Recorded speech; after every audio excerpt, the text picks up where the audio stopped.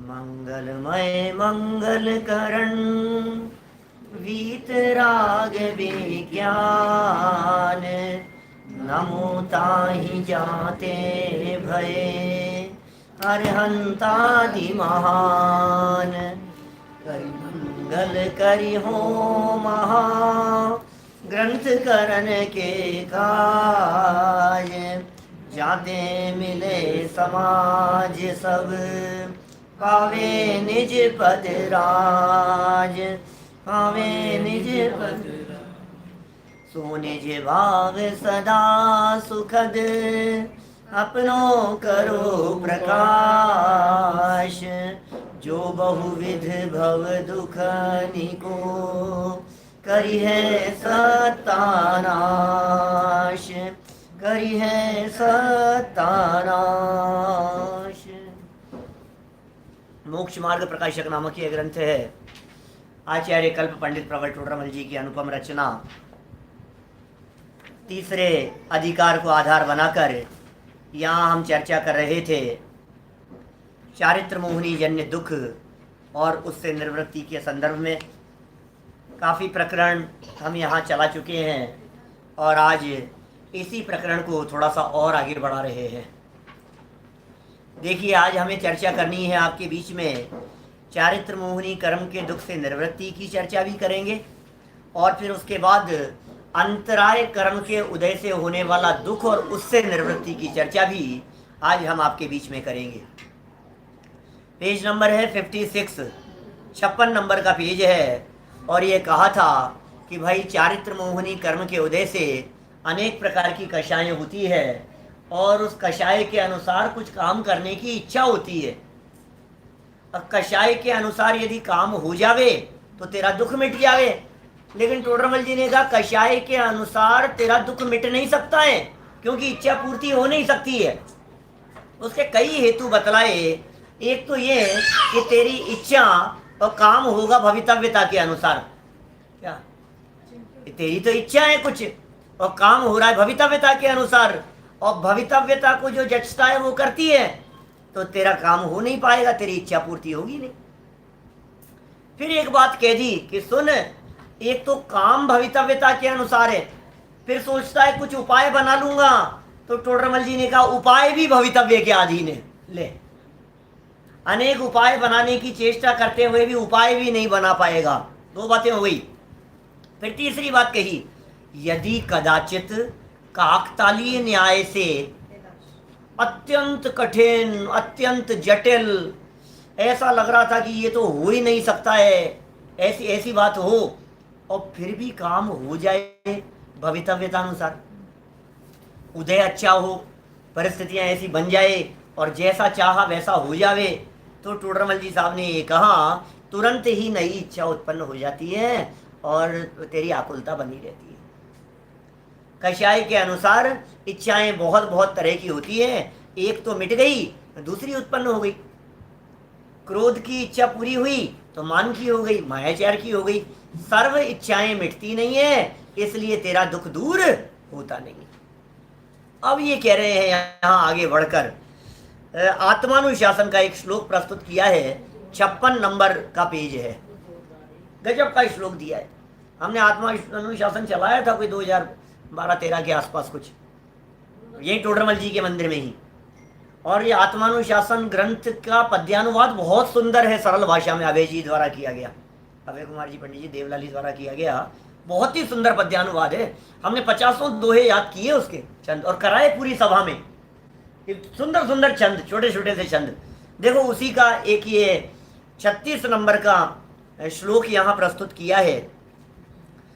आशा गर्त है प्रतिप्राणी यस्मिन विश्वमणुपमं, कस्य किम किए दायाति वृथा वो विषयेशिता। याद कर लेना, संस्कृत श्लोक सरल है।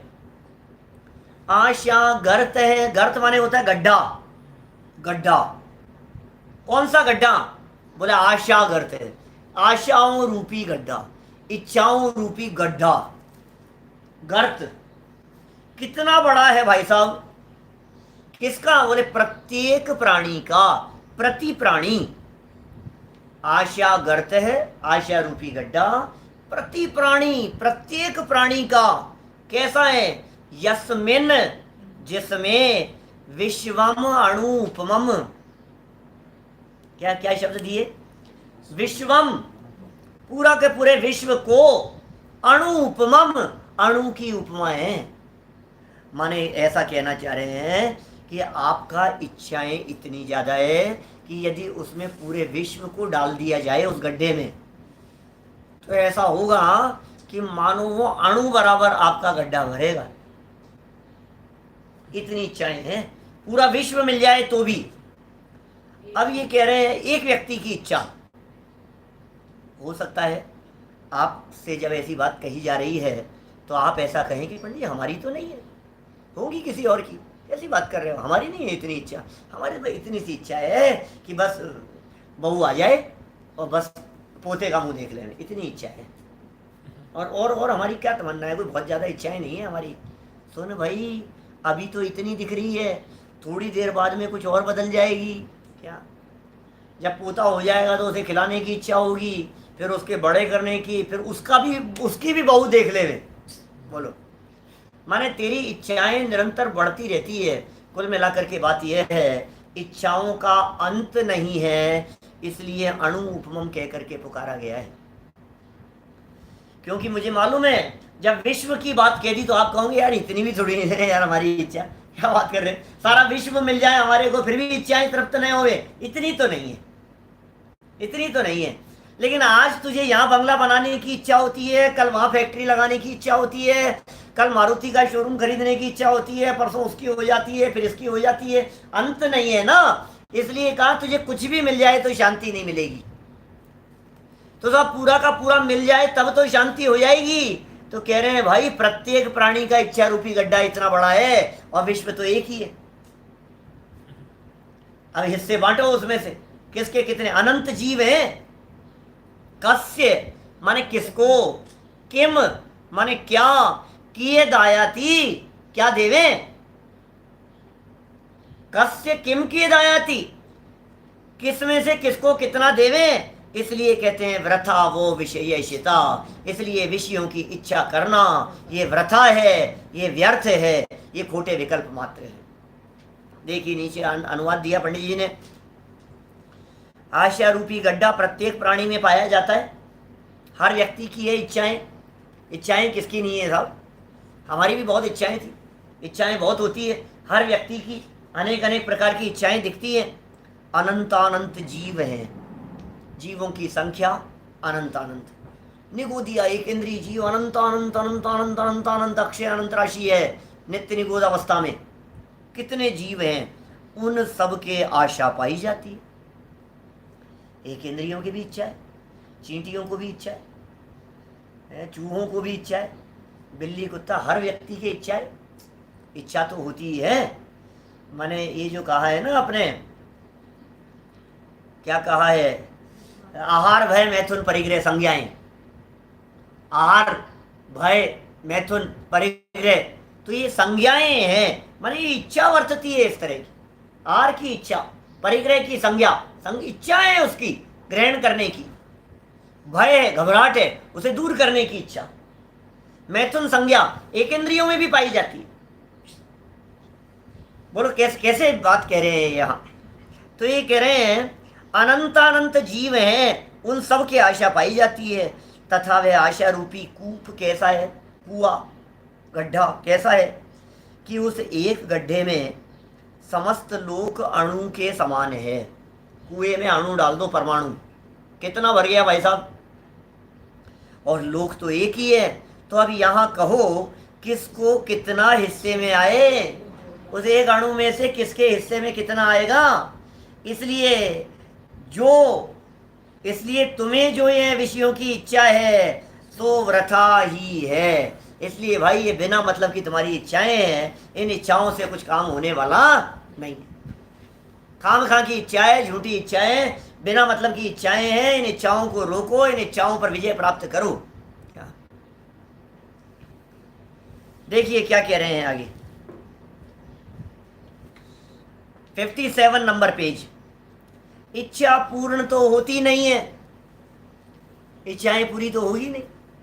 सबकी सब इच्छाएं कैसे पूरी हो जाएगी। इसलिए कोई कार्य सिद्ध होने पर भी दुख दूर नहीं होता। लो, पीछे कहा था ना, काम सिद्ध हो जाए, काम सिद्ध हो जाए, भवितव्यतानुसार हो जाए, काकतालीय न्यायवत हो जावे। तो टोडरमल जी कह रहे हैं भाई एक इच्छा पूरी हो गई तो सारी इच्छाएं तो पूरी होगी नहीं, और तेरा दुख मिटेगा नहीं।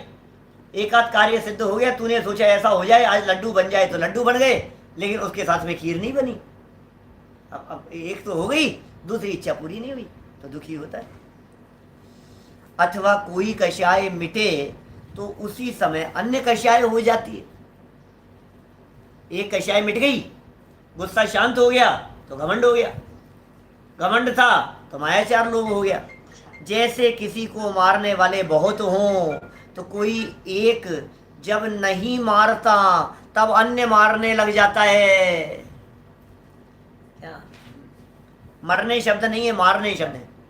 माने किसको मारने वाले बहुत सारे लोग हैं। अब एक व्यक्ति तुम्हें मारने के लिए आया, अब वो मार नहीं पाया, तो ये नहीं मार पाया तो दूसरा बेटा है, बेटा दूसरा आ जाएगा मारने के लिए, तीसरा आ जाएगा मारने के लिए। ऐसे ही कह रहे हैं इच्छाएं तुझे मार रही हैं और तू उन इच्छाओं के कारण मर रहा है। एक इच्छा यदि तुझे नहीं मार पाती है, मान लो पूर्ति हो गई, तो दूसरी इच्छा आ जाती है, और दूसरी इच्छा पूरी नहीं होती है या हो जाए तो तीसरी इच्छा उत्पन्न हो जाती है। क्या करें, हालत खराब है, शांति कहीं नहीं है भाई साहब, चैन कहीं नहीं मिलने वाला है आपको। क्या करें, किसी को मारने वाले बहुत हो, कोई एक जब नहीं मारता तब अन्य मारने लग जाता है। कर लो दुख दूर कर लो। आप कैसे दुख दूर करोगे बताओ। उसी प्रकार जीव को दुख देने वाले अनेक कषायें हैं, दुख देने वाले तो बहुत है। वह जब क्रोध नहीं होता तब मानाधिक हो जाते हैं, जब मान न हो तब क्रोधाधिक हो जाते हैं। वो लोग कितना कैसी प्रैक्टिकल बात कर रहे हैं, आपने बिल्कुल महसूस किया होगा। हम 57 नंबर पेज पर आ गए हैं। टोडरमल जी कोई ग्रंथों की बात नहीं कर रहे हैं, बड़े बड़े शास्त्रों की बात नहीं कर रहे हैं, गोमट सार की बातें कर दी हो, इधर उधर के समय सारादि मोटे मोटे ग्रंथ आपके सामने रख दिए हो, उनके श्लोक गाथाएं प्राकृत और संस्कृत के अंदर बातें रख दी हो। ऐसा कुछ नहीं कर रहे हैं टोडरमल जी, सरल भाषा में बात कर रहे हैं, बोलचाल की भाषा में बात कर रहे हैं, इतनी सरलता से समझा रहे हैं, तुम्हारे को अनुभव में आ रही। भाई बता दे, ऐसा होता है ना, गुस्सा आ जाता है, फिर तेरे गुस्से से काम हो जाता है तो तू संतुष्टि महसूस करता है। क्रोध का उदय आया, बच्चे को ठोक ठाक दिया तूने, पीट पाट दिया, फिर उसके बाद में सोचता है अपन भी थोड़ा सा मजा आ गया, तो घमंड चालू हो जाता है।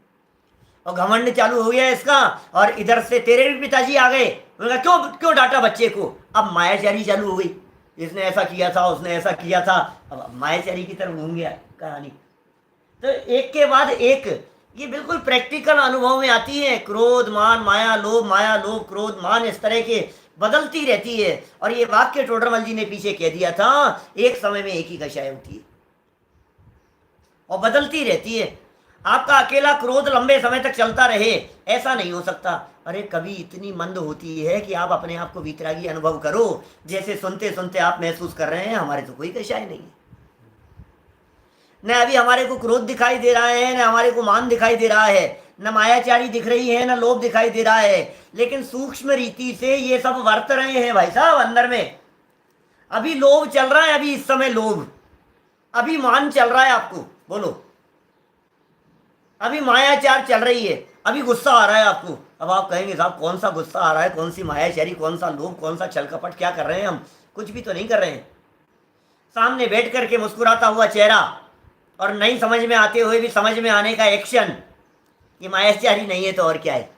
नींद आते हुए भी उसे छिपाने का प्रयास है, ये मायाचारी नहीं है तो और क्या है। समझने के जो भाव जो अंदर में बैठा हुआ है, और समझ लूँ यार, ये थोड़ा और पढ़ा देवे, ये जो इच्छा है ये लोभ नहीं है तो और क्या है। और कोई बात कही जा रही है, उसे कहते ही जब वो वाक्य हमें आगे से पहले पता हो तो अंदर में जो परिणाम आता है सो मान नहीं है तो और क्या है। सूक्ष्म है यद्यपि, आपको पकड़ में नहीं आएगा, मैंने तो बहुत स्थूल उदाहरण दे दे करके कही है, लेकिन जैसे ही मैं अगला वाक्य बोल रहा हूं, मैं कुछ कहने वाला हूं और वो बात आपको पता हो तो फीलिंग कैसी आती है, वो उस फीलिंग का नाम मान है क्या। और हम कुछ यहाँ बात कह रहे हो और वो बात आपको वाक्य थोड़ा सा ना पसंद आया हो तो जो परिणाम है वो क्रोध है।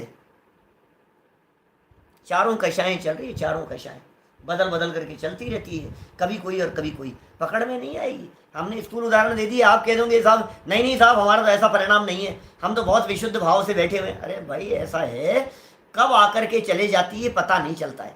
इतना सूक्ष्म है उपयोग, इतना सूक्ष्म है पर्याय कि हमें मालूम ही नहीं चल पाता है। पलकें कब झपक गई हमें पता नहीं चल पाता है। बोलो आपसे कहा जाए कि आप बैठे बैठे क्यों मक्खी उड़ा रहे थे, ऐसे उड़ा रहे थे, मैंने कब किया? हाथ ऐसे होकर के चले जाता है, इसको पता नहीं लगता है कि मेरी कब इच्छा हुई, कब हाथ उठ गया, कब हिल गया, कब सर को ऐसे कर लिया, कब खुजा लिया तूने, तुझे पता नहीं लगता है पौन घंटे बैठे बैठे। इसका मतलब कितना सूक्ष्म हमारा उपयोग, फास्ट वर्किंग, इतना फास्ट बदल रहा है।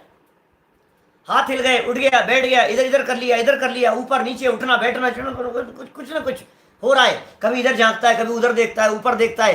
कब आपका उपयोग बदल गया कषायों में आपको पता नहीं लगता है। पंखा बंद हो गया, कभी आवाज़ तेज लगती है, कभी आवाज़ धीरे लगती है, कभी गर्मी लगती है, कभी सर्दी लगती है, कभी ठंड लग रही है, कभी ऐसे ऐसे करने लग जाता है। भाई ये सब कषायों के परिणाम है, बदलते रहते हैं। ये कह रहे हैं टोडरमल जी। अभी देखो शास्त्र की बात कुछ नहीं कही है, हमने जो बातें कही है और जो बातें आपको कह रहे हैं ये प्रकट अनुभव में आती है या नहीं, ये बताओ। बोलो, हमारे कहने के बाद में आप इन बातों को फील कर पा रहे हैं या नहीं, ये बतलाओ। पूरे ग्रंथ में इसी शैली का प्रयोग किया है। हाँ, हर वाक्य में, हर पैराग्राफ में मजा आता है देख देख करके कि यार बात तो क्या कह रहे हैं यार, सच्ची बात है यार, बिल्कुल ऐसा ही, बिल्कुल ऐसा ही होता है हमारे साथ। गुस्सा करते हैं और गुस्सा करके घमंड करने लग जाता है, मायाचारी करने लग जाता है, उसके पीछे भी लोभ कारण दिखाई देता है। ऐसा है, लोभ बहुत था इसलिए गुस्सा करने लग गया। बोलो, किसी वस्तु के प्रति जो तेरा आसक्ति का परिणाम था, चाहने रूप जो परिणाम था, वो लोभ था ना, अब उसकी पूर्ति नहीं हुई तो क्रोध में कन्वर्ट हो गया। क्रोध की पूर्ति हो जाए तो मान में कन्वर्ट हो जाता है। क्रोध की इच्छा की पूर्ति के लिए मायाचार करने लगता है। देखिए यहां क्या कह रहे हैं, जब क्रोध नहीं होता तो मानादि हो जाते हैं, मान न हो तब क्रोधादि हो जाते हैं। 5वीं line, 57 number page, line number 5। इस प्रकार कषाय का सद्भाव बना ही रहता है, कोई एक समय भी कषाय रहित नहीं होता। नॉट ए सिंगल समय, एक समय भी नहीं। समय मतलब सेकंड के असंख्यात में भाग हिस्से भी। सुनो, अभी तो हमने यहाँ बैठे की बात कही है आपसे, नींद की हालत में भी चारों कषाएं बदल बदल करके होती रहती है, निद्रावस्था में भी, बेहोशी की हालत में भी होती रहती है, कोमा में पड़ा है उसके बावजूद भी चारों कषाएं निरंतर होती रहती है। अब सोचो जरा, अब आप कहेंगे साहब पकड़ में नहीं आ रही साहब, कैसे, ये तो बेहोश पड़ा है साहब, ये तो बेचैन पड़ा हुआ है साहब, हम तो सो रहे थे साहब, हमें तो कुछ पता ही नहीं है। अरे चारों कषाएं बदल बदल करके हो रही है, मैं नहीं कह रहा हूँ, आगम कह रहे हैं। इतना ही नहीं, सोचो जरा, पृथ्वी का एक जीव है, पहाड़ खड़ा हुआ है और क्रोध मान माया लोभ चारों कषाएं निरंतर बढ़ती रही है उनके बदल बदल करके, एक पहाड़ के। अब तो आप समझ ही नहीं पाएंगे, अब तो आपको आगम आधार से ही समझना पड़ेगा, जनवाणी के आधार से ही समझना पड़ेगा आपको। बोलो, जल का एक जीव है, अब उसके गुस्सा क्या होगा, उसके मान क्या होगा, उसके मायाचार क्या होगी, उसके लोभ क्या होगा, पकड़ेंगे कैसे आप। अग्नि का एक जीव है, गैस में अग्नि जल रही है और चारों प्रकार की कषाएं चल रही है, हम नहीं पकड़ सकते, हमारे पास में नहीं है वो पकड़ने की सामर्थ्य। लेकिन केवल ज्ञानी भगवान कह रहे हैं ना, भगवान की दिव्य ध्वनि में आई है ना बात, स्वीकार तो करना पड़ेगा। अरे कषाय नहीं मान करके क्या तुम उसे वीतरागी मान रहे हो? वो वीतरागी हो गया है क्या? पृथ्वी का एक जीव वीतरागी है क्या? तब तो पूजने लग जाओ पहाड़ को। कबीरदास जी ने लिखा है ऐसा, पत्थर पूजे प्रभु मिले तो मैं पूजूं पहाड़। मूर्ति पूजा का निषेध करते हुए उन्होंने कहा ऐसा। क्या पत्थरों को पूजते हो, मूर्तियों को पूजते हो आप? इनसे कोई प्रभु मिल जाएंगे क्या तुम्हारे को? मैं पहाड़ को पूजना चालू करता हूं। वीतरागी हो गए हैं क्या पहाड़? जल का एक जीव वीतरागी है क्या?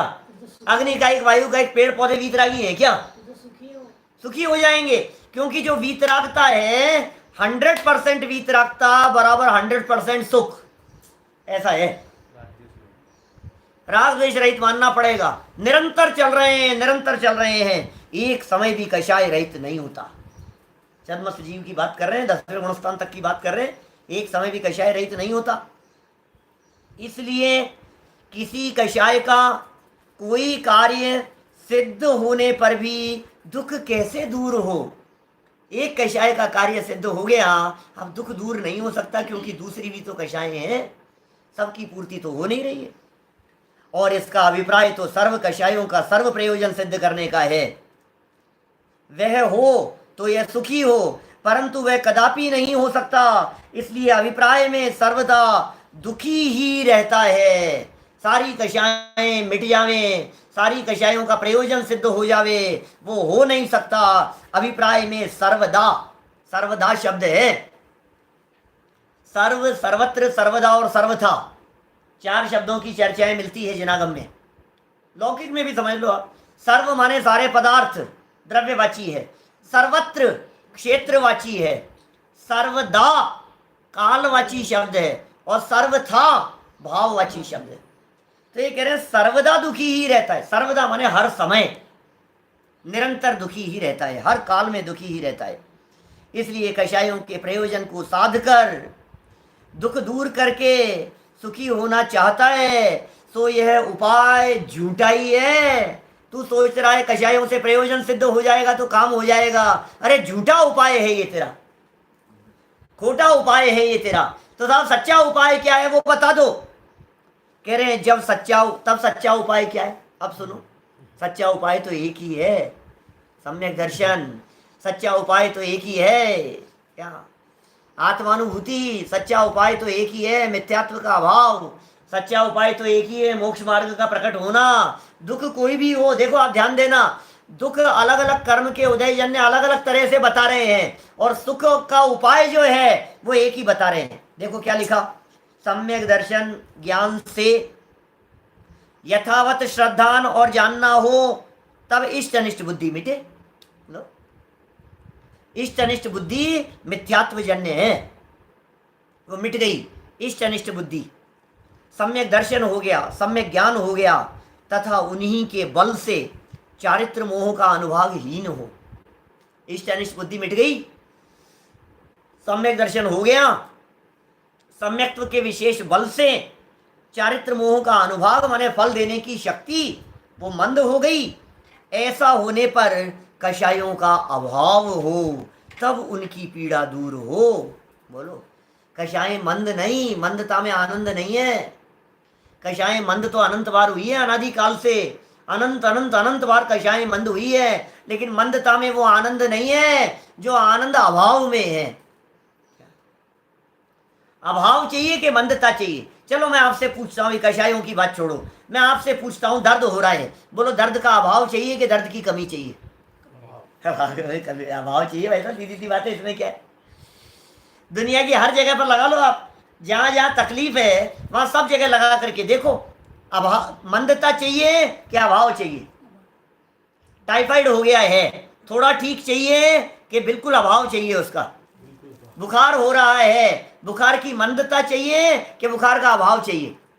सीधा सा एक फॉर्मूला है, जो तकलीफ देने वाला हो उसका अभाव चाहिए, उसकी मंदता नहीं। इसलिए जो कषायें हैं ये दुख देने वाली हैं, कषायों का अभाव चाहिए, मंदता नहीं। ये लिखा यहां।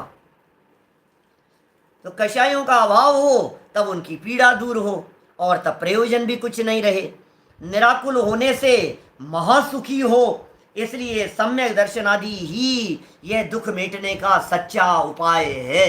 मैं बहुत चर्चा कर सकता हूं यहाँ इसी पॉइंट पर रुक करके, लेकिन आज अपन ने अंतराय की भी ठान ली, आगे कर लेंगे। वही बात कहेंगे सम्यक दर्शन आदि की, अंत में कर लेंगे।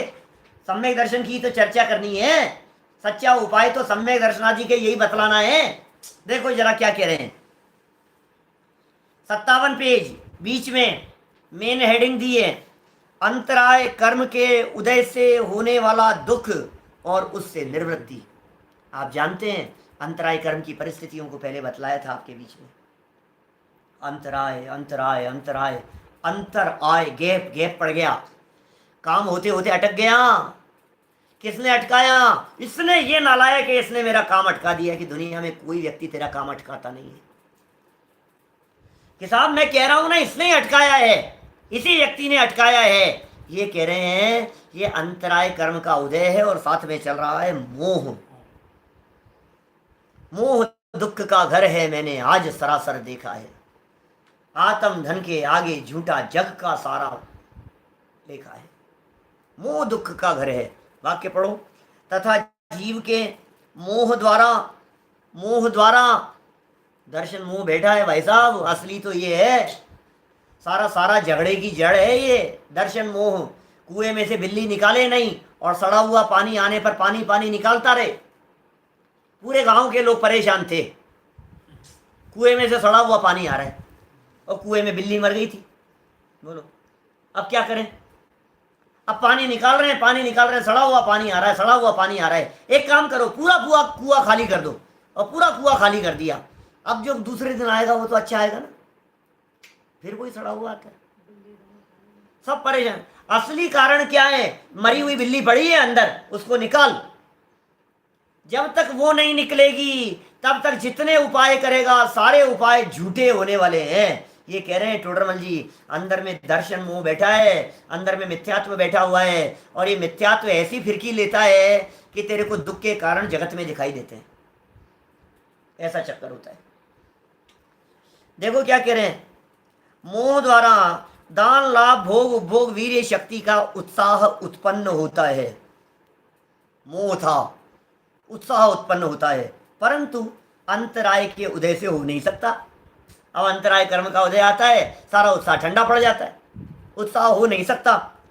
तब परम आकुलता होती है, सो यह दुख रूप ही है। भाई तेरे को जो आकुलता होती है काम नहीं होने पर, दान देने की इच्छा थी दे नहीं पाया, बोली लेने की इच्छा थी ले नहीं पाया, समझ में आ रही है बात? लाभ की इच्छा थी कि ये मुझे मिल जाए और मिल नहीं पाया, भोगने की इच्छा थी और भोग नहीं पाया। यह अंतराय कर्म का उदय है। आकुलता होती है और ये आकुलता दुख रूपी ही है, ऐसा कह रहे। देखो जरा आगे, अब जो उपाय कर रहा है वो देखना जरा। इसका उपाय यह करता है कि जो विघ्न के बाह्य कारण सूझते हैं उन्हें दूर करने का उद्यम करता है। लो आपको क्या लग रहा है इसकी वजह से काम नहीं हुआ? हटाओ इसको, इसने मेरा काम अटका दिया। ये ऐसा व्यक्ति है, इसके मौजूद रहते हुए मेरी फाइल आगे नहीं बढ़ सकती है, ट्रांसफर करा दो इसका। करा दे? हाँ बिल्कुल बिल्कुल, हाँ करा दो इसका, दूसरे व्यक्ति को लाओ। अब दूसरा आया, वो उसका भी बाप आता है, क्या करो? अरे ये क्या क्या सोचता है, उपाय करता है। विघ्न के जो कारण दिखाई देते हैं ना, वो जो कारण सूझते हैं उन्हें दूर करने का उद्यम करता है, परंतु वह उपाय झूठा है। उपाय करने पर भी अंतराय का उदय होने से विघ्न होता देखा जाता है। लो तूने तो बहुत उपाय कर लिए, फिर विघ्न क्यों हो गया? तूने तो बहुत उपाय कर लिए समय से पहुंचने के लिए, किसी जगह पर खूब उपाय कर लिए, अनेक प्रकार की योजनाएं बना ली, जल्दी उठ गया, अलार्म लगा लिया, तैयार हो गया, गाड़ी तैयार कर ली, ड्राइवर बुला लिया, सारे उपाय हो गए, और फिर रास्ते में ट्रैफिक मिल गया। अब कर ले तो क्या करेगा? बोल। रेड लाइट पर पुलिस वाले ने तेरे को साइड में खड़ा कर लिया, अब बोल क्या करेगा? कितने उपाय करने पर भी अंतराय का उदय देखा जाता है भाई। अनेक उद्यम करने पर भी काम नहीं होता हुआ देखा जाता है, काम अटकता हुआ देखा जाता है। अंतराय का क्षयोपशम होने पर बिना उपाय भी विघ्न नहीं होता। लो अब कोई उपाय नहीं किया, अपने आप ही काम हो गया। अंतराय कर्म का क्षयोपशम होने पर, ध्यान देना बात वही पहले समझाई हुई है बात, उदय और क्षयोपशम। उदय काम अटकाएगा और क्षयोपशम काम कराएगा। अंतराय कर्म का उदय और अंतराय कर्म का क्षयोपशम। आपको किसी व्यक्ति से कोई लाभ प्राप्त करना है तो लाभ प्राप्त करने की जो इच्छा है वो है लोभ, और जो करना मतलब उसका क्षयोपशम हो तो लाभ प्राप्त हो जावे और उदय आवे तो काम अटक जावे। और दूसरे का काम अटकावे, मान लो दूसरे का काम अटकाए तो अंतराय कर्म का बंधन। अब तीन चीजें हो गई, अंतराय कर्म का बंध, अंतराय कर्म का उदय और अंतराय कर्म का क्षयोपशम। इसने किसी व्यक्ति को किसी काम से रोका, समझना ध्यान देना, हमने किसी व्यक्ति को किसी काम से रोका, तो जो रोका है वो तो है अंतराय कर्म का बंधन, अंतराय बांध रहा है सामने वाले को रोक करके। तो हमने तो किया अंतराय कर्म का बंधन, और सामने वाले का काम अटकाना, उसके चल रहा है अंतराय कर्म का उदय। पॉइंट समझ में आ रहा है क्या कह रहा हूं मैं?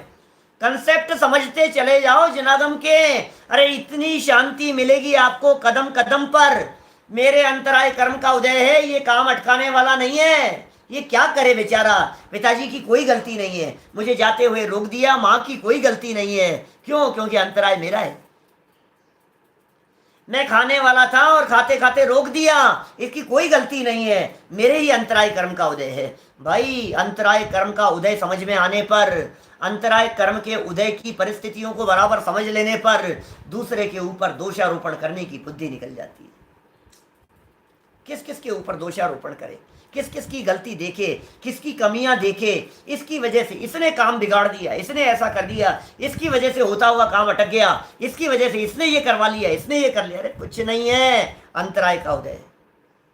तो जितने उपाय कर रहा है उनमें फेरफार करने के झूठे उपाय हैं, क्योंकि उपाय नहीं करते भी काम हो जाता है और उपाय करते हुए भी काम नहीं होता है। दोनों तरफा बात कह दी पंडित जी ने। उपाय करते हुए भी काम नहीं हो रहा और उपाय नहीं करते हुए भी काम हो गया। कैसी बात कह रहे हैं?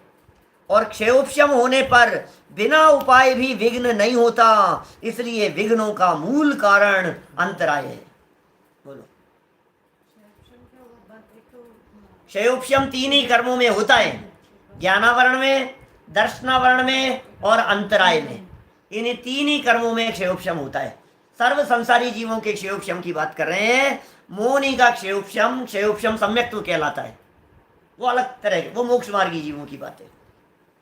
यहाँ मिथ्या दृष्टि जीवों के 3 ही का क्षयोपशम होगा, ज्ञानावरण, दर्शनावरण और अंतराय।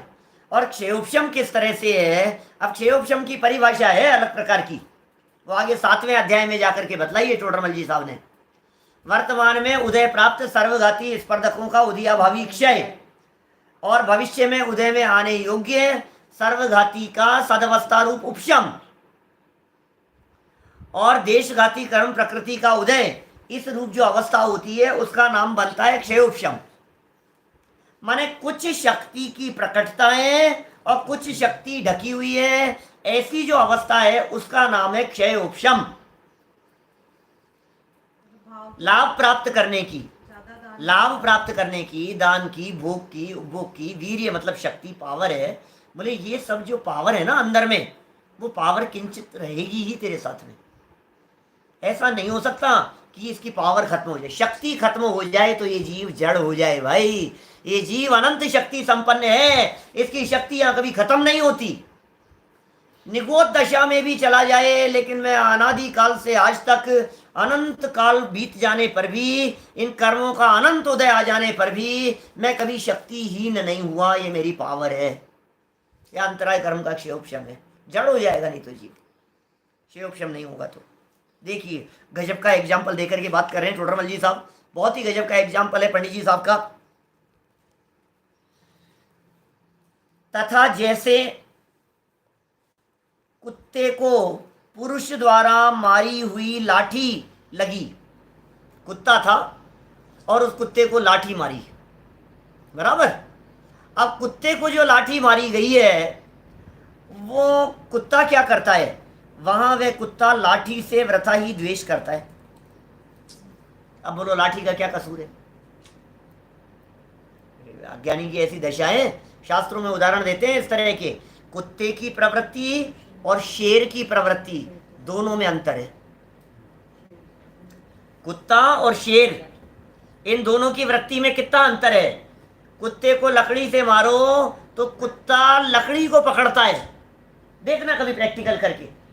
कुत्ते को ऐसे लकड़ी दिखाओ आप तो लकड़ी पकड़ेगा, ऐसी वृत्ति है। तो कैसे उदाहरण दे रहे हैं टोडरमल जी, अनुभव के उदाहरण दे रहे हैं सारे के सारे। और लेकिन शेर की स्थिति कैसी होती है कि आप बंदूक लेकर के भी उसके सामने खड़े हो तो वो बंदूक नहीं, बंदूक पकड़ने वाले को पर अटैक करेगा, लकड़ी को नहीं, लकड़ी पकड़ने वाले पर अटैक करेगा। ये सिंह वृत्ति, तो ज्ञानियों की वृत्ति सिंह जैसी हुआ करती है और अज्ञानी मूर्खों की वृत्ति कैसी है, देख रहे, इसने काम अटका दिया। अरे भाई ये तो लकड़ी है, जिसने काम अटकाया ये तो लकड़ी है, इस लकड़ी का प्रयोग करने वाला तो अंतराय है। तेरा जो काम अटका है ना, तुझे लगता है फूफा जी ने अटका दिया, मामा जी ने अटका दिया, चाचा जी ने अटका दिया, तुझे ऐसा लगता है काम इन्होंने अटका दिया यार, इन्होंने मेरे को फंसा दिया यार, अटका करके छोड़ दिया। अब इसने अटकाया है, व्यक्ति दिख रहा है, उसके पीछे खड़ा हुआ एक और है, वो है अंतराय। असली तो है अंतराय, वो हमारे को दिख नहीं रहा है और हमारे को ये व्यक्ति दिखाई दे रहा है। तो टोडरमल जी कह रहे हैं भाई तेरी स्थिति उस कुत्ते जैसी है। उसी प्रकार जीव को अंतराय से निमित्त भूत किए गए बाह्य चेतन अचेतन द्रव्यों द्वारा विघ्न हुए। लो, किसके द्वारा हुए? अंतराय से निमित्त भूत किए हुए। वापस कहना चाहता हूं, गोमट सार वाला वो प्रकरण, कर्म के नो कर्म वाला। कभी कभी कभी क्या होता है, चेतन द्रव्य तो आपको विघ्न करते हुए दिखते हैं, कभी कभी अचेतन द्रव्य भी विघ्न करते हुए दिखते हैं। अचेतन ने कैसे काम अटका दिया आपका? अटका देते हैं अचेतन भी काम। आप जा रहे थे, गाड़ी स्टार्ट नहीं हो रही, अचेतन ने काम अटका दिया आपका। गाड़ी तो सही है, चाबी नहीं मिल रही है, काम अटका दिया। व्हील में हवा निकल गई, काम अटका दी। मैं अचेतन की बात कर रहा हूं, चेतन के उदाहरण तो हजारों हैं। चेतन में तो आपको हर व्यक्ति दिखाई देगा, लेकिन अचेतन के उदाहरण लोगों को ऐसे अचानक ख्याल में नहीं आते। अभी मैं बताने के पहले यदि आपसे पूछता तो शायद आप कहते कि यार अचेतन कैसे काम अटकाएगा हमारा। क्या गेहूं धो दिए और बरसात आ गई, अब कैसे सुखाए? बोलो, बरसात ने अटका दिया काम। तेज बरसात आ रही है, हम अटक गए। आज देखो, ये कोरोना की परिस्थितियों ने पूरे देश और दुनिया भर में कितने लोगों को कहां कहां अटका दिया। काम अटक गए ना, तो किसने अटकाया? परिस्थितियों ने अटका दिया, बीमारी ने अटका दिया। चश्मा खराब हो गया, मैं तो पढ़ ही नहीं पा रहा हूं, मेरा काम अटक गया। किसने अटका दिया? लाइट चले गई और काम अटक गया, यार मैं तो काम नहीं हो पा रहा है मेरा, लाइट ही चलेगी। किसने अटकाया? ये तो बतलाओ। आपके भाई साहब ने कि आपके बच्चों ने, आपकी पत्नी ने, किसने अटकाया काम? लाइट चलेगी। अब वो ये अचेतन है, ये अचेतन के निमित्त से काम अटकते हुए दिखाई देते हैं। बिजलियां कड़क रही है, मौसम ऐसा हो गया है, गाड़ी खराब हो गई है, पेन नहीं चल रहा है, तुम्हें लिखना है, नोट करना है। अब तुम्हारी लिखने की इच्छा है, तुम नोट करना चाहते हो और पेन नहीं चल रहा है। अब किसने अटकाया? कि अचेतन ने अटका दिया तुम्हारा काम। कितनी बातें हैं, हजारों बातों में लगा लेना। आप रोजाना डे टू डे लाइफ में देखेंगे तो आपको ऐसे सैकड़ों उदाहरण दिखाई देंगे जहां काम अटके हैं अचेतन पदार्थ की वजह से, ऐसा लग रहा है। और चेतन तो दिखते ही है। किसी ने रोक लिया, किसी ने अटका दिया, किसी ने जाने नहीं दिया, किसी ने बोलने नहीं दिया, किसी ने बैठने नहीं दिया, किसी ने पकड़ लिया, किसी ने कुछ कर दिया, किसी ने फाइल आगे नहीं बढ़ने दी, किसी ने काम नहीं होने दिया। आप बनाना चाह रहे थे, किसी ने बनाने नहीं दिया, खाना चाह रहे थे, खाने नहीं दिया। तो ये सब चेतन, ठीक है। तो बाह्य चेतन अचेतन द्रव्यों द्वारा विघ्न हुए यह जीव उन बाह्य द्रव्यों से वृथा द्वेष करता है। अब गुस्सा किसके ऊपर आ रहा है? पेन चल नहीं रहा, पेन के ऊपर गुस्सा आ रहा है। अब किसके ऊपर गुस्सा कर रहा है? टेबल पे गुस्सा करता है, कुर्सी पे गुस्सा करता है, गाड़ी नहीं चल रही तो गाड़ी पे ऐसे ठोकता है, गाड़ी पे गुस्सा कर रहा है। अब अचेतन के ऊपर गुस्सा कर रहा है। बाह्य द्रव्यों से वृथा द्वेष करता है, अन्य द्रव्य इसे विघ्न करना चाहें और इसके न हो। बोलो, बरसात ने तो बहुत इसको अटकाने की कोशिश की, मौसम ऐसा बन गया, हालात ऐसे हो गए, लेकिन ये नहीं रुका तो नहीं रुका।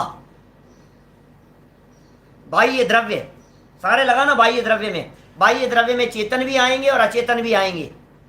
सब विघ्न करना चाहें और इसके न हो, तथा अन्य विघ्न करना न चाहें और इसके हो जाए।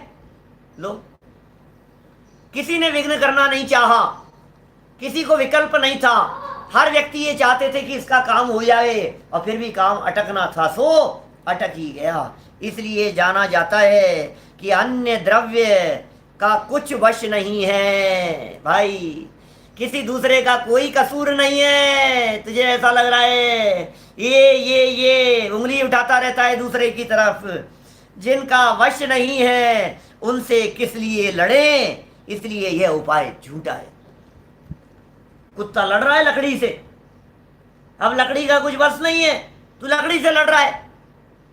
ये कह रहे हैं सामने वाले व्यक्ति का कुछ बस नहीं है, बच्चों का कोई कसूर नहीं है, माँ बाप की कोई गलती नहीं है, दादा दादी की कोई भूल नहीं है।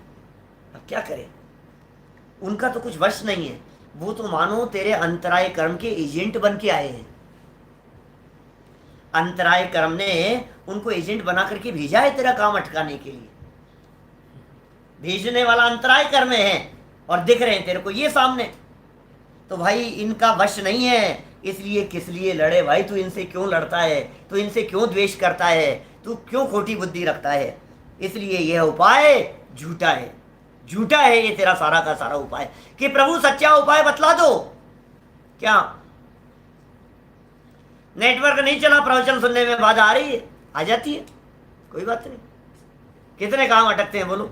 नेटवर्क नहीं आ रहा है, कंप्यूटर में काम नहीं हो रहा है, किसने अटकाया है, कंप्यूटर चल नहीं रहा है, कंप्यूटर हैंग हो गया है, ये सब बातें लगा लेना। सब होशियार लोग हैं, सब बहुत अच्छी अच्छी बातें लगा सकते हैं जब जहाँ। और देखो भाई, जो कथन किए जाते हैं वो मुख्य गौण की विवक्षा से किए जाते हैं। जब जहाँ जैसी विवक्षा हो वैसा समझ लेना, क्योंकि आगे बढ़ करके कहेंगे कि अंतराय का उदय भी दुख का कारण नहीं था। स्टेप एक आगे बढ़ेंगे ना। अभी पहले कहा परद्रव्य दुख का कारण नहीं है, तेरे अंतराय कर्म का उदय दुख का कारण है, निमित्त की अपेक्षा से कथन कर रहे हैं। फिर कहेंगे अंतराय दुख का कारण नहीं है। अंतराय क्या करेगा? तेरी जो मान्यता है ना, ये मान्यता दुख का कारण है, मोह दुख का कारण है। इसलिए उपाय क्या है? अंतराय कर्म इधर उधर होवे वो भी नहीं, अंदर में दर्शन मोह चला जावे, वो सच्चा उपाय है। अगला पैराग्राफ 3 लाइनें पूरी करते हैं, मिनट भी 3 ही है अपने पास में। तब सच्चा उपाय क्या है? मिथ्या दर्शनादिक से इच्छा द्वारा जो उत्साह उत्पन्न होता था वह सम्यक दर्शनादिक से दूर होता है। सारा खेल, सारा झगड़ा, सारा विवाद, सारी परेशानियां सब मिथ्यात्व मिथ्यात्व मिथ्यात्व मिथ्यात्व के कारण। समझ में आ रही है बात? मिथ्या दर्शनादिक से होता था, अब सम्यक दर्शन हो गया, वो सब दूर हो गया। और सम्यक दर्शनादिक द्वारा ही अंतराय का अनुभाग घटे, तब इच्छा तो मिट जाए और शक्ति बढ़ जावे। माने सम्यक दर्शन होने पर मान्यता सुधर जाती है तो इच्छा मिट जाती है। इच्छाएं जो होती हुई दिखाई दे रही है वो सब मिथ्यात्व के कारण दिख रही है। देखो भाई, घबराना नहीं, इच्छाएं ज्ञानी की भी होती है। चौथे गुणस्थान वाले की भी इच्छा है, पंचम गुणस्थान वाले की भी इच्छा है, और भूमि का अनुसार छठे सातवें गुणस्थान वर्ती होने राज की भी इच्छा दिखाई देती है। भूमि का अनुसार संज्वलन कषाय जन्य होगी, आर लेने की इच्छा, भले ही वो तड़पन नहीं है, आसक्ति नहीं है, लेकिन इच्छा तो है। तो जहां जैसा कथन, यहां मिथ्यात्व की मुख्यता से बात कर रहे हैं, इसलिए कह रहे हैं यदि सम्यक दर्शन की प्राप्ति हो जाए, तुझे सम्यक दर्शन हो गया तो अंतराय का अनुभाग भी घट जाएगा, अंतराय की फल देने की शक्ति घट जाएगी। क्योंकि आपको मालूम है सम्यक दर्शन हो जाने पर घातीय कर्मों की सर्व प्रकृतियों का अनुभाग बहुत हीन होने लग जाता है। ज्ञानावरण, दर्शनावरण, मोहनी, अंतराय, ये घातीय कर्म है। सारे कर्म प्रकृतियां जितनी भी थी उन सब की स्थिति पूर्व के बंधे हुए की अंत कोड़ा कोड़ी सागर प्रमाण रह जाती है। नए बंधने वालों की स्थिति भी बहुत अल्प, अंत कोड़ा कोड़ी सागर प्रमाण बंधती है। ये काम तो प्रायोग्य लब्धि के काल में हो जाते हैं। अभी तो सम्यक दर्शन की बात कर रहे हैं हम, तो सम्यक दृष्टि जीव के तो ये सारे दुख दूर हो जाते हैं, शक्ति बढ़ जाती है, इच्छाएं मिट जाती हैं, अंतराय का क्षेयोपशम खुलता है, तब वह दुख दूर होकर निराकुल सुख उत्पन्न होता है। दुख दूर हो गया, निराकुल सुख उत्पन्न हो गया। इसलिए सम्यक दर्शन आदि ही सच्चा उपाय है। सम्यक दर्शन नहीं, सम्यक दर्शन, सम्यक ज्ञान, सम्यक चारित्र, यही सच्चे उपाय हैं। सारा जिनागम भरा पड़ा है सम्यक दर्शन आदि की चर्चा करने के लिए, सारा जिनागम। अब आश्चर्य की बात यह होती है कि लोग सम्यक दर्शन आदि की चर्चा ही नहीं करते, जबकि पूरी जिनवाणी, पूरी द्वादशांगमयी जिनवाणी एकमात्र रत्नत्रय सम्यक दर्शन ज्ञान चारित्राणी मोक्ष मार्ग है। ये मोक्ष मार्ग है, यही सच्चा उपाय है। इसके बिना दुख मिटता नहीं और सम्यक दर्शन के बिना सुखी होता नहीं।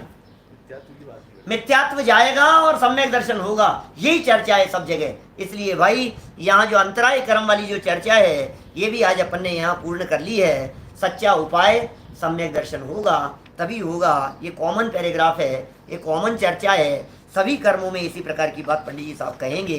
तो अपने को यहाँ ये शिक्षा ले लेनी चाहिए कि सम्यक दर्शन आदि प्राप्त करने के लिए निरंतर प्रयत्नशील रहना चाहिए। हम सभी सम्यक दर्शन आदि की प्राप्ति करके अल्प काल में ही सच्चे सुख की प्राप्ति करें। इसी मंगल भावना से बात को यहीं विराम देता हूँ।